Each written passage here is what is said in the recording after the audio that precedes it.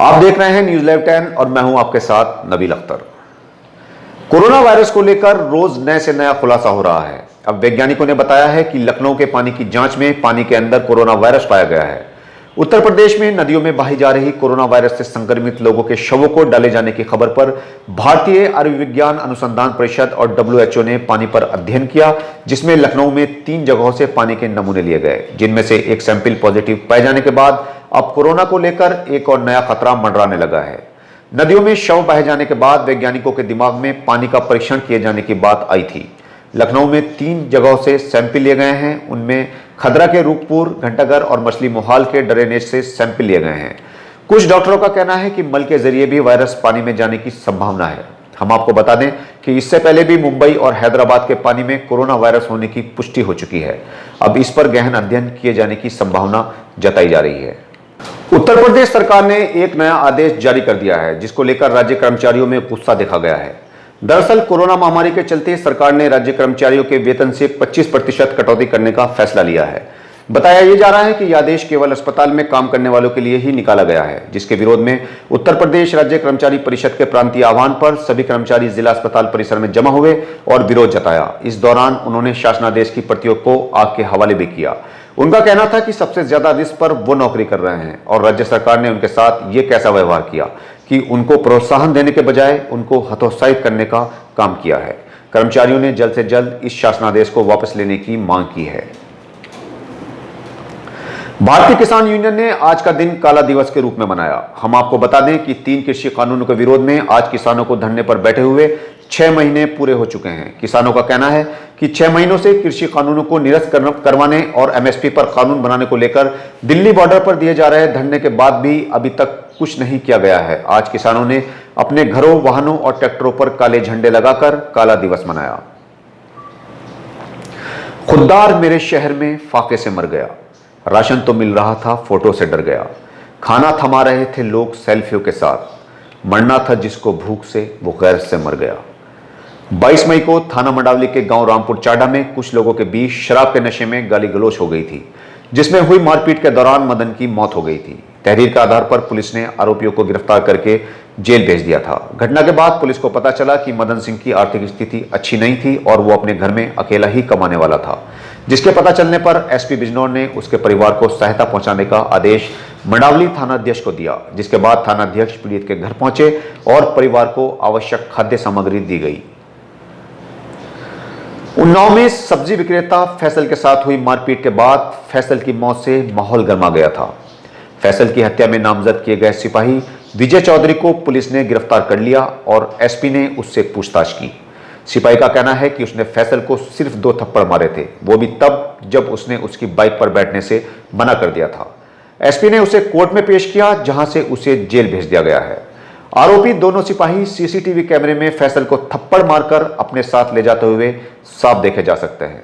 दूसरी वीडियो थाने की है, जिसमें पिटाई की वजह से फैसल से चला भी नहीं जा रहा है और फैसल चोटों के दर्द की वजह से वहीं पर बेहोश होकर गिर जाता है, जिसके बाद वहां पर पुलिसकर्मी जमा होने शुरू हो जाते हैं। ये फुटेज थाने के CCTV कैमरों के हैं, जिसमें साफ देखा जा सकता है कि फैसल से चला तक नहीं जा रहा है। उसकी कमर और पेट पर चोटों के निशान पाए गए हैं। आनन फानन में पुलिस फैसल को अस्पताल ले गई, जहां पर डॉक्टरों ने मीडिया को बताया कि जब फैसल को पुलिस यहां लाई थी तब उसकी हालत काफी खराब थी। इनमें से एक आरोपी सिपाही बिजनौर जिले के चांदपुर थाने के गांव हल्ला नगला का रहने वाला है। सब्जी विक्रेता फैसल की पुलिसकर्मियों ने उस वक्त पिटाई की थी जब उसने अपनी सब्जी का ठेला लगा रखा था और सब्जी बेच रहा था। फैसल बांगरमऊ के भटपुरी इलाके का रहने वाला था। हम आपको बता दें कि फैसल को पीटे जाने की तहरीर उसके भाई सूफिया ने थाने में दी थी। दूसरे नामजद सिपाही सीमान चौधरी का नाम भी फैसल को पीटने में आया है, मगर पुलिस का कहना है कि जिस वक्त यह हादसा हुआ सीमांत अपनी बैरक में सो रहा था। पुलिस फैसल के बदन पर पड़े चोट के निशानों को भी नकार रही है। पुलिस के अधिकारियों का कहना है कि अस्पताल में इलाज के दौरान पलंग पर लेटने से ये निशान आए हैं। कभी कहा जाता है कि जिस ई-रिक्शा से फैसल को लाया गया था उसके निशान उसकी कमर पर हैं, क्योंकि पुलिस ये मानने को तो तैयार ही नहीं है कि पुलिसकर्मी फैसल को अपनी बाइक पर बैठाकर थाने ले आए थे, इसलिए इसमें ई-रिक्शा को भी जोड़ा जा रहा है। अब पुलिस कह रही है कि फैसल का शव कई घंटों तक डीप फ्रीज में रखने की वजह से उसकी कमर पर यह निशान आए हैं, जबकि पोस्टमार्टम रिपोर्ट में फैसल को हेड इंजरी भी दिखाई गई है। ये चोट डंडा पड़ने या जूते की ठोकर से आने का अंदाजा लगाया जा रहा है। फैसल के बदन पर चोटों के 13 निशान पाए गए हैं। इस बात पर बवाल बढ़ता देख अब एसपी ने घटना की जांच क्राइम ब्रांच को सौंप दी है। उधर पूरे हिंदुस्तान में फैसल के साथ हुई मारपीट के बाद उसकी मौत से लोगों में गुस्सा है। जिस दिन इस हादसे को पुलिस ने अंजाम दिया, उसी दिन एसपी ने लोगों का गुस्सा देखकर आरोपी तीनों पुलिसकर्मियों विजय चौधरी और सीमान चौधरी को निलंबित और होमगार्ड सत्यप्रकाश को बर्खास्त कर दिया था।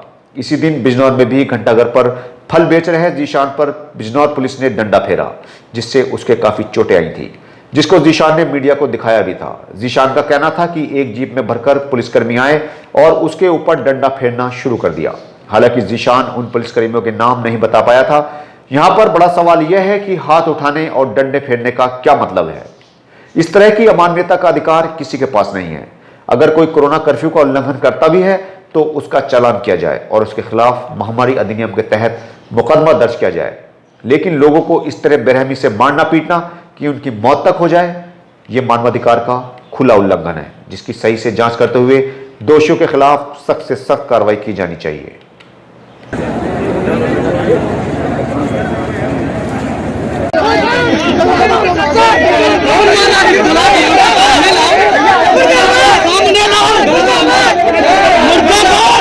इस समय आप लोगों को जिले के प्रभारी के रूप में आपके सामने तो बस दो चीजें हम चाह रहे हैं आपसे।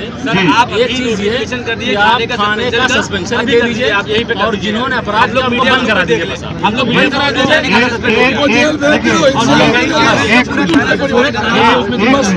अभी तक जो है जहाँ का जो है लोकल मामला सस्पेंड हुआ। एक मिनट, अब जरा मैं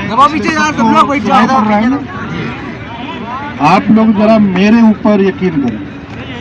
इसलिए यकीन करो बेटा, मैं लखनऊ का ही मूल निवासी हूँ, पहली बात। और आपके जो यहाँ के लोकल मंत्री महोदय हैं, मोहसिन रजा साहब, हमारे क्लास फेलो रहे हैं। ठीक, हम दोनों साथ पढ़े हैं, साथ क्रिकेट खेले हैं। ये भरोसा रखिए कि जो आपका दर्द है वो दर्द हमारा है। और दूसरी बात ये है शरीफ भाई, इसमें हम कार्रवाई करेंगे, मेरे ऊपर भरोसा रखो। और सबके सामने सब बातें नहीं हो सकती, मैं आपको बता रहा हूँ, सबके सामने बता रहा हूँ कार्रवाई। अभी जिसका आपने जिक्र किया कि साहब एक हुआ और उसमें कुछ नहीं हुआ, उसमें आप हमारे एफर्ट को जान नहीं पाओगे कितना एफर्ट किया। मैं चाहता हूँ आप लोग बैठ कर हमसे हमारे साथ बैठ के उसी उदाहरण का बता रहा हूँ। आप हमारे साथ बैठ कर देखो कि हमने कितना काम किया है और कितना काम कर रहे हैं। दो ताकत मेरे पास नहीं होती, चाहे वो जिले में रहे चाहे ना रहे। नंबर एक, फाइनेंशियल पावर नहीं होती है जी। नंबर एक, नंबर दो, सस्पेंशन की पावर नहीं होती है। मैं ट्रांसफर कर सकता हूँ, हटा सकता हूँ, ये कर सकता हूँ, लेकिन दो चीजें का पावर नहीं होता है, फाइनेंशियल पावर और सस्पेंशन पावर। उसके लिए मुझे वो लेना पड़ता है, परमिशन लेना पड़ता है।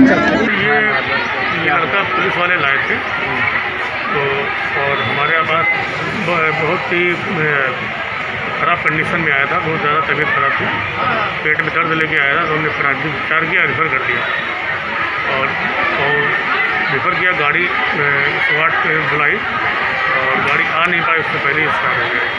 क्या उसके शरीर में कुछ चोट के निशान पाए गए? क्योंकि बहुत ज़्यादा सीरियस था, इसलिए हम सही चोट नहीं देख पाए। हमने केवल सबसे पहले उसका इलाज करना शुरू किया। थाना बांगरमऊ में लॉकडाउन का अनुपालन कराने के लिए आज एक व्यक्ति पुलिस थाने लाया गया, जिसकी पुलिस थाने पर आकर के तबीयत खराब हुई और उसको तत्काल CSC अस्पताल में भर्ती कराया गया, जहां पे इलाज के दौरान उसकी मृत्यु हो गई। इस संबंध में वादी के तहरीर के आधार पर FIR पंजीकृत कर लिया गया है, जिसमें 2 आरक्षी और 1 होमगार्ड को नामजद किया गया है। इनको तीनों को निलंबित कर दिया गया है और इसमें अग्रिम विवेचनात्मक कार्रवाई प्रचलित है।